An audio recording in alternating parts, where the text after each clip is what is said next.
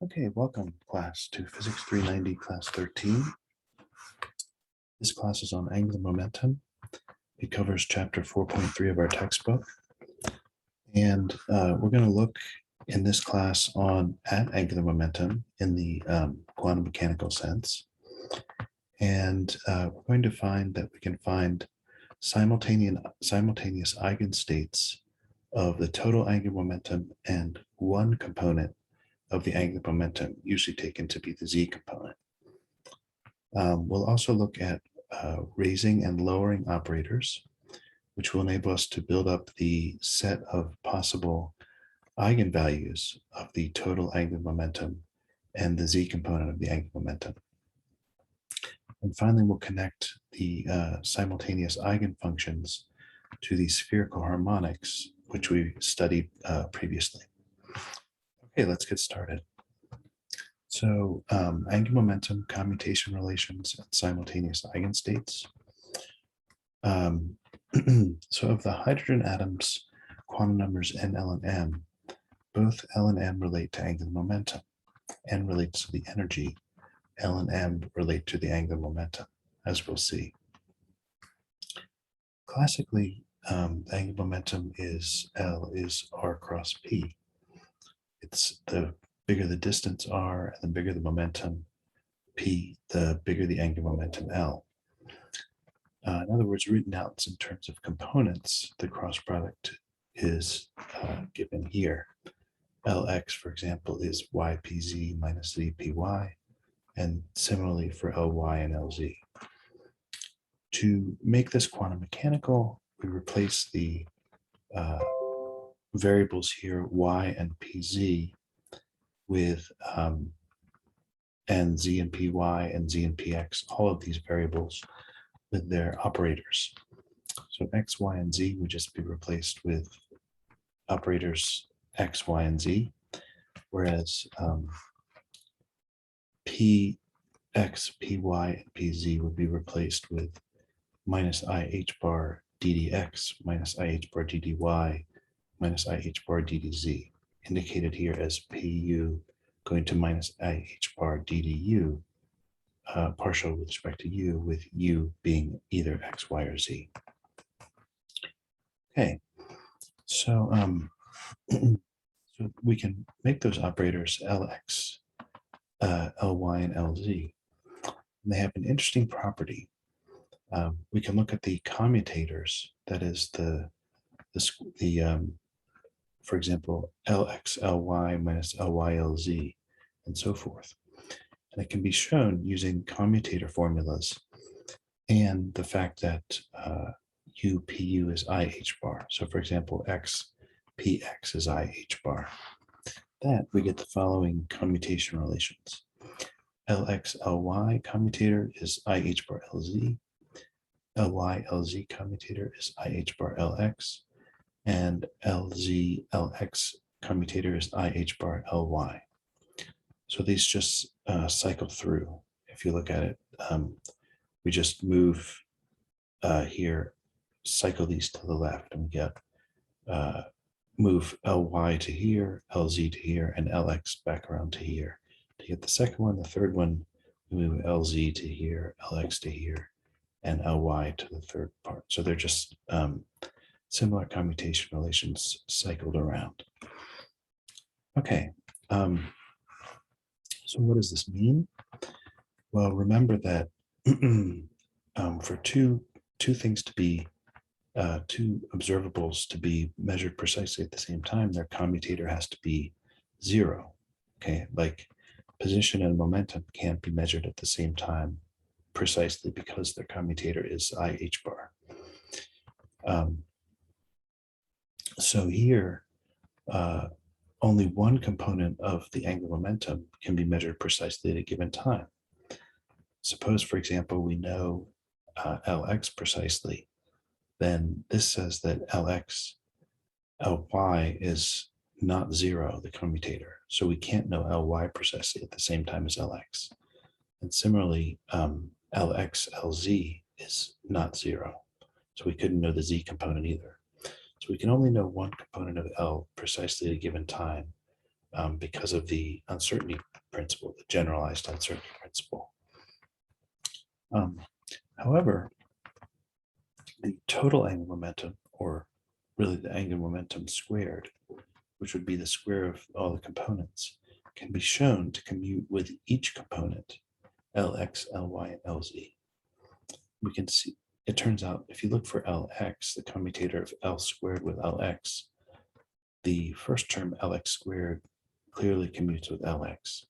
The second term does not, the third term does not, but when it's written out, they cancel in such a way that the total commutator between L squared and Lx is 0. And similar arguments go for L squared, Lz, Ly, and L squared, Lz. So therefore, since L squared commutes with each component, however, we can only know one component of the three at a time precisely, we can find simultaneous eigenstates of L squared and one of the components. So the tradition is to pick Lz. So that's why it says here, for example.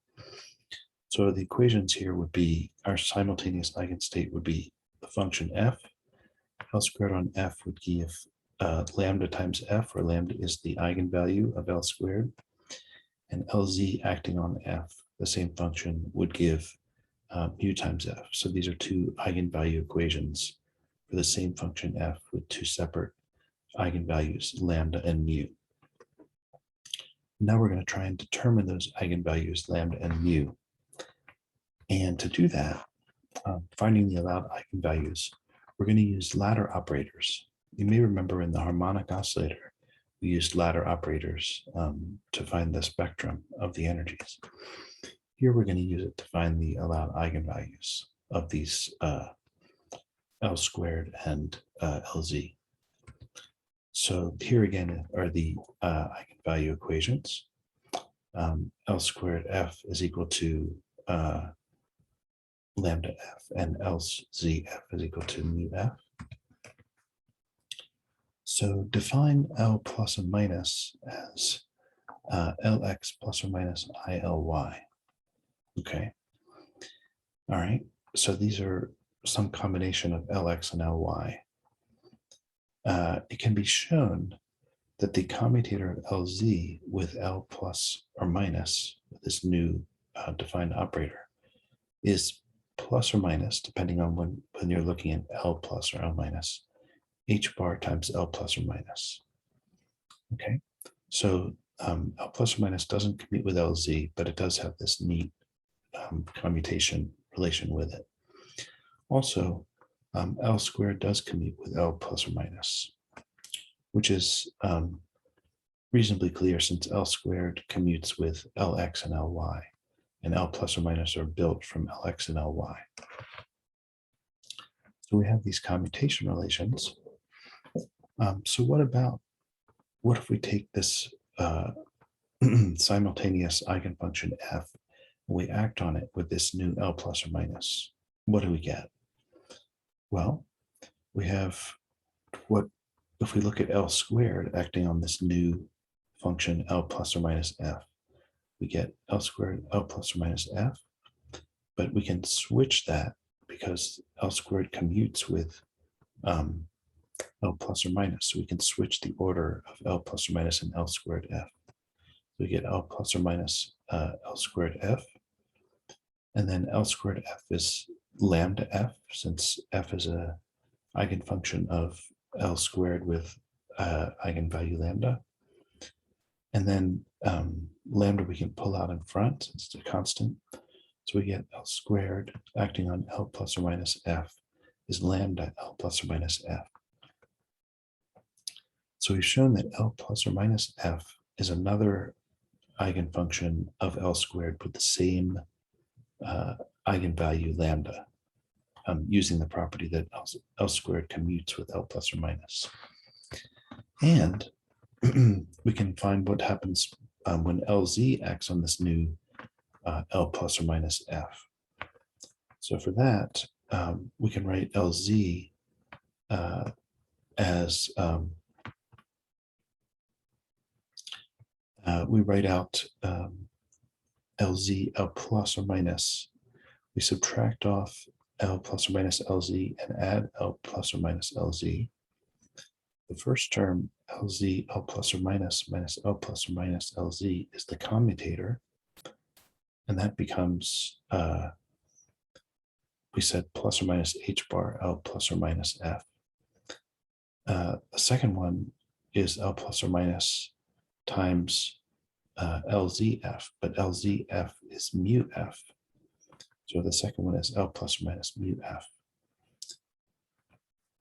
Combining these terms, we have L plus or minus mu plus or minus H bar times F. We're pulling that out. We have mu plus or minus H bar, L plus or minus F. So when we act on L plus or minus F with LZ, we get a new eigenvalue for the LZ. It's the old eigenvalue mu plus or minus H bar, depending on whether it's plus or minus L plus or minus. And that's why these are ladder operators. So just to summarize, L plus or minus F is another simultaneous eigenstate of L squared and LZ with eigenvalues lambda and mu plus or minus H. So L plus or minus raises or lowers, depending on whether it's plus or minus, the LZ eigenvalue by H bar.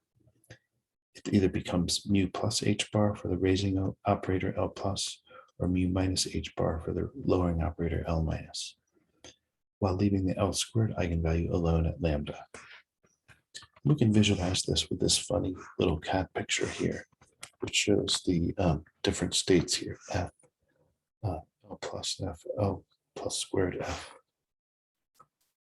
L plus cubed F, and the eigenvalues of LZ here, which would be mu plus H bar, mu plus 2H bar, mu minus plus 3H bar, etc. And similarly for the lowering operators. So this is raising and lowering, moving up and down with L plus and L minus, and changing the eigenvalue of LZ on the left side of the ladder. Okay, so for the top, there must be a topmost state similar to the, there must be a topmost state, because if we continue raising, we're going to eventually raise the LZ eigenvalue until it's larger than the total angular momentum. And we can't have a component LZ mu greater than lambda. So for the topmost state, which we call FT, for that eigenfunction, raising it would make UT greater than lambda. So it would make one component of the angular momentum greater than the whole angular momentum. So that's not mathematically possible. So we conclude that L plus on FT would be equal to 0. Okay, and this is how we're going to figure out the particular eigenvalues here. So setting, we know that the L plus operator changes the eigenvalue of LZ by H bar and up and down by H bar. So setting the eigenvalue of LZ on this topmost state FT equal to H bar times L, some integer L, FT, or not necessarily integer, but just H bar times some constant L. We're looking for what the corresponding eigenvalue lambda of L squared on FT would be. Okay, so it can be shown in the textbook that there's a nice relationship between L squared and LZ and the L plus or minus operators, which is this one right here. L squared is L plus or minus L minus or plus LZ squared minus or plus H bar LZ. Okay, so it's not obvious, but see the textbook if you'd like to see the derivation of that. But we're going to apply it to FT. So if we apply L squared to FT and plug in this formula here with the minus plus So L minus L plus, and the plus sign here on the last term, we get L minus L plus LZ squared plus H bar to LZ acting on FT. Well, we said for the topmost state, L plus FT is 0. So this first term would be 0. The second term is LZ squared acting on FT, but we've said that LZ on FT is H bar L. So LZ squared would be H bar squared L squared.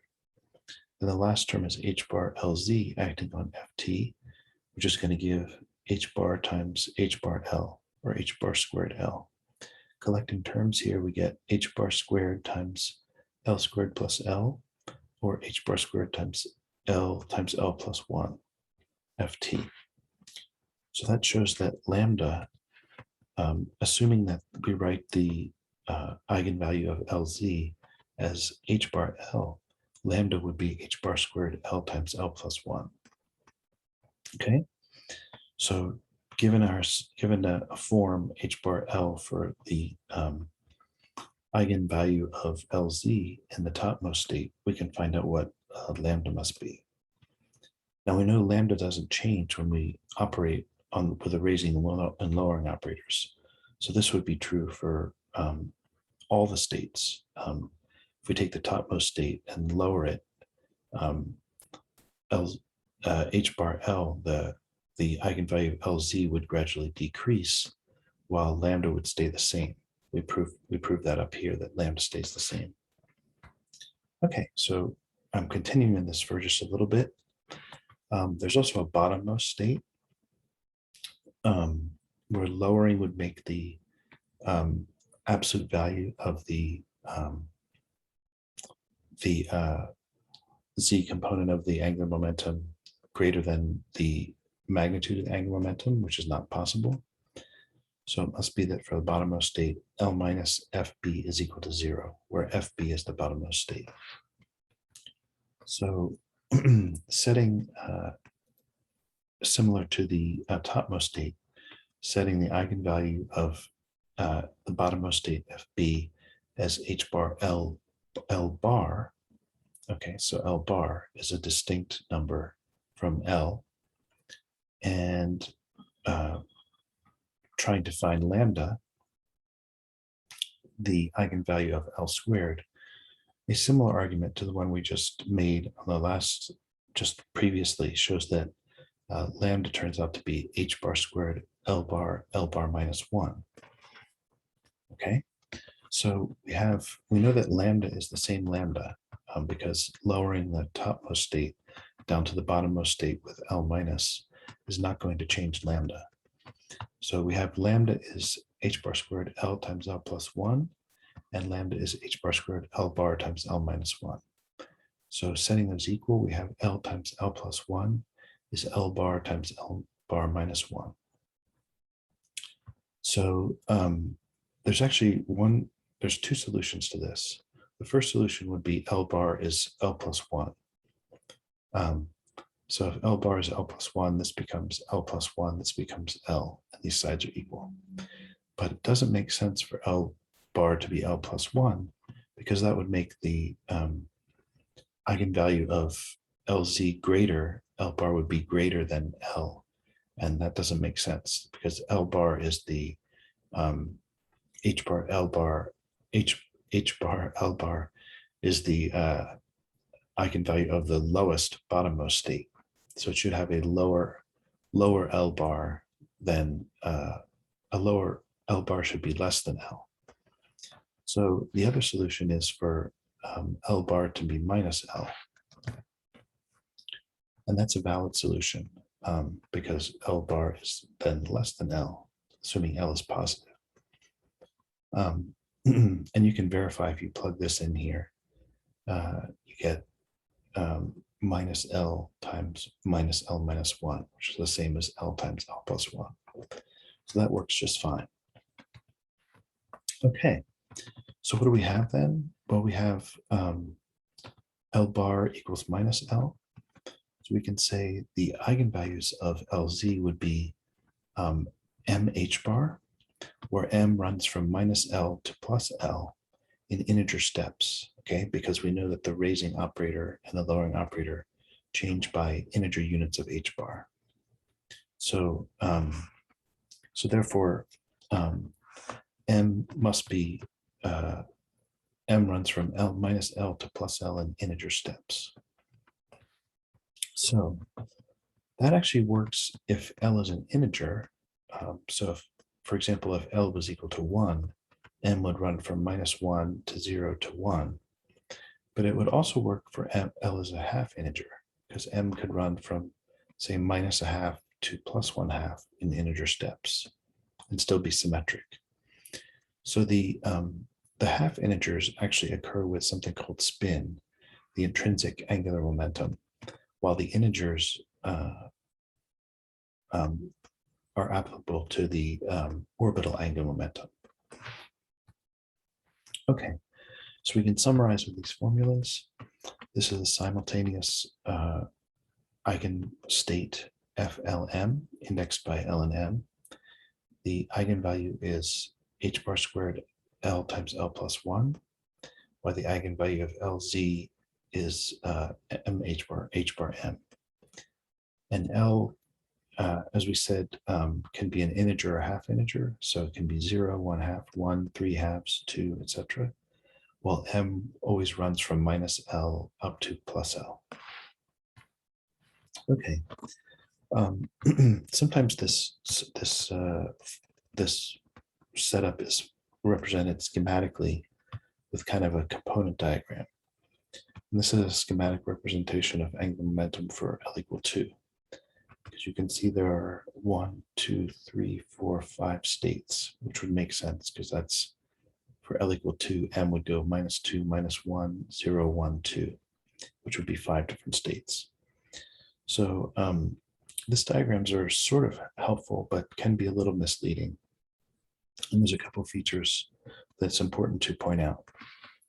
So in the representation, note we can't have the LZ equal to the length of L, because if we had that, if this vector pointed straight up, we would know LZ was equal to L in magnitude, but Lx and Ly would be restricted to 0. So we'd know all three components of the angular momentum precisely at the same time, but the uncertainty principle doesn't allow that.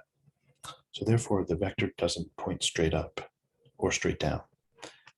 The highest state, the topmost rung state, points at an angle. The other thing is that these vectors, of course, have to be drawn so that they're in a definite position in space. But if the vector was in a definite position in space, we would know LZ and Lx and Ly at the same time again. That's not possible because of the uncertainty principle. So we can know LZ, or we choose to know LZ precisely, but Lx and Ly wouldn't be at this vector. They would be confined to this circle, this latitude circle here. So they could take any value on that circle, and similarly for the other circles. So that's just something to keep in mind when you see a diagram like this. Okay. So we've got the simultaneous eigenvalues given by this again. I won't repeat it, but this is the L squared and LZ, the simultaneous eigenstates of those two, with the restrictions on L and the restrictions on M given L. So what are these simultaneous eigenfunctions? Well, there's an extended argument involving putting L squared and LZ into Cartesian coordinates and then spherical coordinates in our textbook section 4.3.2. And I'm not going to repeat that here. You're welcome to look at the argument. The takeaway is that the eigenfunctions for L integer, okay, so not for all L, but L integer, 0, 1, 2, 3, are in fact these spherical harmonics. So FLM of theta and phi is YLM of theta and phi. Okay, so these spherical harmonics came up before when we were looking at the angular equation in the hydrogen atom. And it kind of makes sense because the angular part of the equation, it sort of makes sense. It has to do with angular momentum. So the these eigenfunctions turn out to be the spherical harmonics for L integer. And these are just some cool pictures of the spherical harmonics. This is for L equals 0, just a sphere. This is for L equal 1, 3 kind of lobes. For L equal 2, kind of more lobes and some kind of donut shapes. Then L equal 3 has some really wild shapes, like kind of like a clown ties balloons or something. Okay, so for L half integer, and we know that these are solution for using the ladder operators consistent with L half integer. It turns out we're talking about the intrinsic angular momentum, also called the spin, as opposed to the orbital angular momentum. And there'll be more on spin coming up next time. Okay, so just to summarize briefly, we've looked at the simultaneous eigenfunctions of the total angular momentum and the z component of angular momentum. We've used the ladder operators to figure out the possible eigenvalues, simultaneous eigenvalues of those two. And we referred to an argument in the textbook that the eigenfunctions are the spherical harmonics for L integer. And for L half integer, that's possible, but those are not actually functions of space. Those are spin eigenfunctions, which are a bit different character. Okay, so hopefully you know a little bit more about angular momentum now and how it relates to the hydrogen atom and how it fits in with the spherical harmonics. Thanks for your attention, and I'll see you in class.